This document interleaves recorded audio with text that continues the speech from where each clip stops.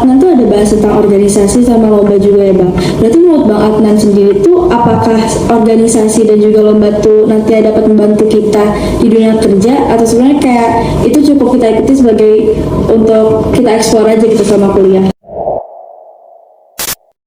Oke, jadi hal yang kalian pelajari dari berorganisasi lomba, termasuk juga magang atau apa gitu ya, kegiatan-kegiatan kemahasiswaan di luar kelas, itu kalian belajar set skill tertentu yang tergantung lombanya. Dan itu sangat relevan karena gini, kalian itu kan belajar hukum ya, dan hukum itu bukan barang yang permanen, nggak kayak fisika yang Newton sampai sekarang ya nggak akan berubah gitu. Tapi kalau hukum, misalkan kalian belajar KUH pidana gitu ya, 3 tahun lalu, kan berapa tahun yang akan 2-3 tahun lagi udah berubah. Kalian belajar pemerintahan daerah, ada undang-undang Pemda, itu udah berubah berapa kali. Undang-undang Pemda yang saya ajarin ke mahasiswa sekarang itu bukan undang-undang Pemda yang saya pelajari dulu saat saya S1, udah beda, udah berubah. Undang-undang soal pembentukan peraturan, bahkan yang dianggap peraturan babon juga udah mau berubah gitu. Jadi isunya bukan di menangkap atau menguasai set pengetahuan tertentu, tapi menguasai keterampilan berpikir atau metode framework berpikir tertentu. Nah, dan itu develop di kegiatan-kegiatan kayak lomba, mungkin kayak lomba berorganisasi itu kan ngembangin skill umum kalian ya, decision making, mempelajari sesuatu hal yang baru, berpikiran terbuka, mengetahui bahwa ada banyak sumber informasi di luar yang kalian tahu. Itu tuh penting banget karena kalian gini, kalau kalian ngerasa kayak ilmu itu adalah apa yang diajarkan di kelas dan itu selesai, maka kalian akan ngerasa sumber pengetahuan dan kebenaran itu cuma itu. Dan ketika Anda kerja menganggap harus seperti apa yang diajarkan di kelas, Anda jadi full, karena kayak kenyataannya nggak gitu. Kenyataannya bahkan yang diajarin di kelas sudah berubah. Nah, makanya kita itu kayak ya, karena saya dosen, saya ngomong kayak gini, kita itu juga ngedidik mahasiswa bukan ngasih kumpulan knowledge, tapi melatih cara berpikir hukum. Kalau saya di hukum tata negara, melatih cara berpikir hukum tata negara, atau melatih cara berpikir perundang-undangan dan kebijakan publik gitu. Di situ apapun masalah yang akan kalian hadapi nanti, apapun informasi baru yang muncul di depan, kalian mampu proses itu dengan framework itu. Dan itu mesti dilatih karena ini keterampilan hukum gitu, kayak logika hukum, terus berpikir hal-hal yang kayak gitulah, berpikir kritis, itu tuh dilatih. Jangan salah, itu sama kayak kalau pemain bola misalkan umpan lambung. Anda mungkin tahu teorinya umpan lambung itu harus nekukin kaki berapa derajat, tendang bola sisi sebelah mana, lalu coba. Tapi kalau Anda nggak berlatih sampai berkali-kali, itu nggak akan automated. Nah, legal reasoning juga gitu. Itu tuh kayak harus kebiasaan. Anda harus diuji dengan case, dikasih masalah, dikasih berbagai problem baru, lalu Anda akan dengan otomatis kayak inherent ke otak Anda gitu ya, skill legal reasoning. Dan itu jadi kayak ketika kerja ada masalah baru, tiba-tiba nih ada problem di masyarakat, kita harus putuskan besok, Anda bisa proses itu karena ya nggak perlu buka buku dulu, diktat dan lain sebagainya, kan Anda legal reasoningnya udah di kepala Anda, dan itu Anda udah latih. Nah, di katakanlah lomba kan Anda dilatih untuk itu, dikasih case, dikasih mosi, dikasih studi kasus, jadi kayak dilatih untuk menerapkan knowledge, dan itu melatih framework legal reasoning itu. Berarti sebenarnya karena hukum sendiri itu mengikuti zaman atau adaptif, maka sebenarnya tuh apa yang kita dapat, skill-skill kita tuh juga harus dilatih di luar kelas ya Pak. Jadi kayak misalnya di organisasi atau perlombaan, berarti hal tersebut kan sebenarnya tuh penting untuk ngasah skill-skill yang mungkin kita nggak dapetin di kelas. Mungkin kalau di kelas kita belajar teori, di luar itu kita ngasah skill kita ya Pak. Kalau misalnya balik ke realitanya nih, realita di kehidupan kerja tuh sesuai nggak sih Bang sama yang apa Bang Adnan dulu sempat bayangin sebagai mahasiswa, atau sebenarnya kayak ada banyak hal yang mungkin Bang Adnan sendiri kaget gitu waktu mengalami di dunia kerja? Kalau kamu bayangannya ketika jadi mahasiswa dunia kerja kayak apa? Wah, jujur mungkin nanti bakal banyak yang berbeda kali ya Bang, karena kan aku banyak dengar-dengar kalau misalnya nanti tuh yaitu skill tadi tuh sangat penting karena banyak hal yang kita dapetin tuh nggak bakal kita expect buat dapetin waktu kuliah gitu. Oke. Ya, saya nggak tahu ya ekspektasi setiap orang, setiap mahasiswa di dunia kerja akan seperti apa. Saya sendiri bisa bilang hal kayak tadi ya, memang ditampar pengalaman, maksudnya kayak saya baru ngerti bahwa saya nggak bisa cuma modal belajar hukum doang, harus itu tuh kan kayak setelah saya berprofesi gitu, setelah saya jadi konsultan di beberapa project gitu ya di awal-awal karir saya gitu. Dulu kayaknya saya ingat banget saya pernah salah satu project pertama saya di yang saya lead sendiri gitu ya di dulu ada masalah bantu salah satu BUMN, ada masalah hukum di antara mereka, masalah hukum dan kebijakan juga, lalu saya secara normatif langsung kayak rekomendasikan penyelesaian hukum yang normatifnya ada opsi apa aja gitu. Dari sana saya belajar ternyata, tapi untungnya dari dulu saya terbentuk sikap terbuka gitu ya, ketika saya punya solusi nggak kayak yang maksain dan kayak nggak ngotot, tapi lebih ke bersifat apa ya, dialogis lah ya, dialogis terbuka. Jadi metode kerjanya juga saya nggak pernah yang kayak merasa benar sendiri lalu kayak maksain orang ke jalur, tapi ya memang membangun percakapan, membangun dialog dengan si klien gitu. Nah waktu itu mereka cukup kaget dengan solusi-solusi yang diberikan karena solusinya terlalu legalistik, terlalu kayak jalur hukum A, jalur hukum B, jalur hukum C. Sementara ternyata mereka agak beresiko untuk menempuh jalur hukum. Mereka lebih suka jalur advokasi, mengubah kebijakannya daripada mereka menempuh ke peradilan misalnya. Nah itu saya banyak belajar di lapangan, dan itu tiap klien bisa beda. Ada kayak pihak, ada kayak korporasi yang tidak ragu untuk perkara ke peradilan, ada korporasi-korporasi yang nggak suka, menganggap itu risiko untuk perusahaan dia untuk vis-a-vis dengan government gitu ya.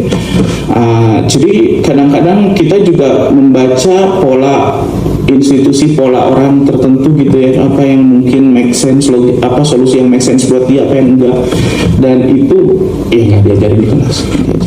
Itu kalau dibilang kaget, nggak yang kaget gimana ya, cuman saya baru belajar aja pasca di lapangan kerja, tahu ternyata bukan kompleks ya, tapi serelatif itu, kita nggak bisa kayak terlalu textbook. Berarti sebenarnya kayak balik lagi ke skill tuh nanti bakal sangat amat berguna ya Bang di dunia kerja itu sendiri, karena kita harus mengikuti bagaimana tempat kita kerja itu ya Bang. Iya, balik lagi ke skill-skill general tadi ya, itu kan kayak kenapa kita bisa drive through dinamika hal yang kita nggak expect kayak gitu, karena kita punya attitude tertentu yang kayak yang produktif untuk menghasilkan solusi, bukan yang kayak coba attitude saya jadi orang yang si paling hukum gitu ya ketika keadaan itu cuma ya nanggap yang benar tuh di kacamata saya, padahal kan kita kalau lagi advice atau rekomendasi solusi kan kita lagi merekomendasikan orang untuk berbuat tertentu gitu, dan itu tentu adalah kenyamanan dan otonomi orang itu untuk memutuskan mau mengambil tindakan A, tindakan B, tindakan C. Jadi kita nggak bisa kayak cuma dari kacamata kita harus mengenali ini mereka mau apa solusi yang paling visible untuk mereka tapi fair dan lain sebagainya. Hal-hal kayak gitu kan kayak hal-hal mengenali orang, hal-hal yang sebenarnya ya memang di luar kelas gitu. Jadi mungkin pengalaman organisasi, Anda punya proyek proker apa, tapi tiba-tiba ternyata divisi sebelah menganggap proker Anda nggak make sense, kan itu Anda mulai, kalau Anda mau si paling proker Anda kan kayak nggak produktif. Anda harus mulai Ilona harus mulai mengenali apa sih concern divisi sebelah, emang make sense, jangan-jangan ada benarnya dan naik yang kayak gitu kan sebenarnya ya di kelas Anda nggak ngelatih itu kan. Iya betul sih Pak, betul banget. Tapi menurut Bang Adnan sendiri, selama Bang Adnan di dunia kerja ini tuh lebih berat gak sih tekanan yang Bang Adnan dapetin dibandingkan waktu dulu mungkin pressure yang Bang Adnan dapetin waktu Abang kuliah? Ya itu pasti lebih berat as you grow up. Itu udah rumus. Anda jadi bayi, Anda remaja, kuliah, itu masa-masa kebebasan. Bukan karena kerjanya gitu ya, bukan karena kerjanya. Anda jadi adult, Anda jadi orang dewasa, itu pasti lebih berat. Tapi berat itu bukan berarti berat untuk Anda. Maksud saya itu mungkin lebih kompleks. Anda punya pegang tanggung jawab, Anda kayak harus memutuskan untuk diri Anda sendiri. Mungkin ada banyak hal yang banyak mahasiswa masih tidak perlu memutuskan, diputuskan oleh orang tua, dipilih dan lain sebagainya. Seiring kamu jadi grown up, kamu akan memikul tanggung jawab baru, tanggung jawab untuk diri kamu, mungkin keluarga, termasuk juga di pekerjaan harus ambil keputusan yang mungkin berdampak miliaran rupiah, rekomendasi yang mungkin berdampak ke nasib banyak orang. Itu tanggung jawab dan harus dilatih sikap yang kayak ya sikap adil sih, sikap kayak jangan sampai keputusan apapun yang Anda lakukan di bisnis sebagus apapun itu tetap adil untuk orang lain gitu. Nah tentu lebih berat karena itu karena Anda punya banyak tanggung jawab yang di tangan Anda sendiri, apalagi termasuk ketika berprofesi, mau jadi apapun, mau jadi lawyer, mau jadi legal corporate, notaris, mau jadi apalagi kerja di pemerintahan gitu ya, Anda pasti deal dengan nasib banyak orang dan itu Anda pegang tanggung jawab. Agak aneh kalau Anda menganggap itu ringan, agak aneh kalau menganggap itu lebih ringan daripada mahasiswa yang biasa aja ambil keputusan kayak enggak, Anda harus merasa itu ada tanggung jawab, ada beban. Tapi bukan berarti itu harus stres kan. Ya itu mungkin bisa consult ke referensi psikologis bagaimana untuk manage diri di profesi gitu ya, supaya Anda bisa tetap santai walaupun sebenarnya lagi di perahu yang terombang-ambing gitu. Jadi ada hal yang berbeda antara psikologis internal Anda dengan kenyataan kecil gitu ya, kenyataan kompleks, bertanggung jawabnya berat dan lain sebagainya, dan Anda harus sadari secara kognitif itu. Tapi gimana caranya Anda secara internal bisa mengelola mental Anda sebenarnya itu nggak sampai ganggu kehidupan pribadi. Berarti sebenarnya karena semakin banyak tanggung jawab, jadi rasanya juga lebih sedikit lebih berat ya Bang. Iya, makanya saya bingung sebenarnya kadang-kadang mahasiswa itu suka banget ingin cepat lulus, mau ngejar apa sih kayak jalur cepat menuju neraka gitu.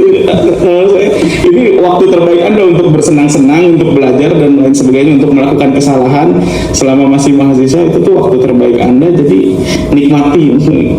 Makanya agak aneh sekarang mahasiswa doyan banget magang di dunia kerja, buset menyambut banget gitu dunia kerja. Ya nggak apa-apa sih, nggak ada salahnya. Tapi ya itu menurut saya embrace aja waktu kalian juga di sini gitu. Tapi nanti akan lebih berat. Ini karena masih excitednya kan ya Bang, magang gitu kan. Nanti setelah kerja pengen balik lagi jadi mahasiswa dalam waktu pendek. Berarti sebenarnya kita juga harus ngusahain apa ya Bang, jadiin kuliah itu jadi laboratorium kesalahan kali ya Bang, hukum masih bisa juga, supaya nantinya waktu kerja tuh kita juga udah mengerti kayak oh gini lebih baik tuh dijalani kayak begini gitu. Anda melakukan kesalahan di sini kan paling dikasih tahu sama dosen yang benar, dikoreksi. Paling buruk dimarahin kalau kesalahannya ngerugiin orang atau kesalahannya fatal gitu ya, dimarahin dosen. Tapi kan Anda melakukan kesalahan menjadi lawyer muda, melakukan kesalahan Anda bisa diparkir itu kayak Anda masih di profesi itu tapi nggak dikasih proyek, nggak dikasih kerjaan, nggak dikasih cash, atau Anda bisa dipecat, itu signifikan. Jadi maksud saya selama di kampus itu jangan sembunyiin diri Anda, lakukan apapun, lakukan banyak kesalahan karena itu ini tuh tempat paling ramah untuk Anda melakukan kesalahan dan belajar. Kalau di dunia kerja kan udah profesional, bisa lebih konsekuensinya lebih berat. Jadi kayak kalau misalnya kuliah tuh kita harus explore semaksimal mungkin, seluas mungkin kali ya Bang gitu. Nah sebenarnya kan ini banyak juga nih Bang yang ngomongin kalau misalnya koneksi itu di dunia hukum tuh benar-benar penting banget. Nah menurut Bang Atan sendiri yang udah kerja dan udah take time lumayan lama di dunia pekerjaan, sebenarnya tuh dalam praktik dia lebih penting koneksi atau kompetensi gitu, kompetensi kalau bisa dilihat sama orang lain. Dan menurut Bang Atan sendiri dalam dunia kerja tuh realitanya kayak gimana sih Bang? Oke. kalau saya nggak ngedikotomi itu ya kompetensi koneksi, kuncinya menurut saya kalau saya memahami koneksi itu bukan kayak Anda kenal orang dalam atau enggak itu. Anda punya banyak teman sehingga Anda nanti kalau ada apa-apa ada privilege, itu bukan makna koneksi yang saya pahami dan yang saya jalani. Yang saya memaknai koneksi itu yang link dengan kompetensi itu dengan istilah reputasi. Anda membangun diri Anda seperti apa sih kalau selama kuliah teman Anda tahu Anda orang yang responsibel, bertanggung jawab.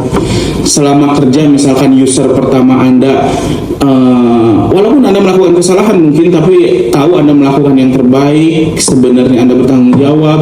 Ketika deadline Anda kasih kerjaan, kalau memang nggak sanggup ngasih kerjaan saat deadline Anda beritahu jauh-jauh hari. Itu kan sikap-sikap attitude kayak gitu membuat orang melihat Anda itu sebagai orang yang punya reputasi bisa bekerja dengan baik. Nah, ketika Anda punya reputasi bekerja dengan baik, itu akan ada kayak ada kalau istilah di film Parasite, kayak orang direkomendasiin untuk di film itu kan ada orang yang bantu rumah orang kaya lalu direkomendasiin masuk semua, itu kayak chain of recommendations. Nah, kerja juga gitu sebenarnya. Seiring kamu kerja dengan baik, itu orang punya memori baik tentang kamu, dan ketika orang punya memori baik tentang kamu, orang akan rekomendasikan kamu untuk apapun keperluan nanti.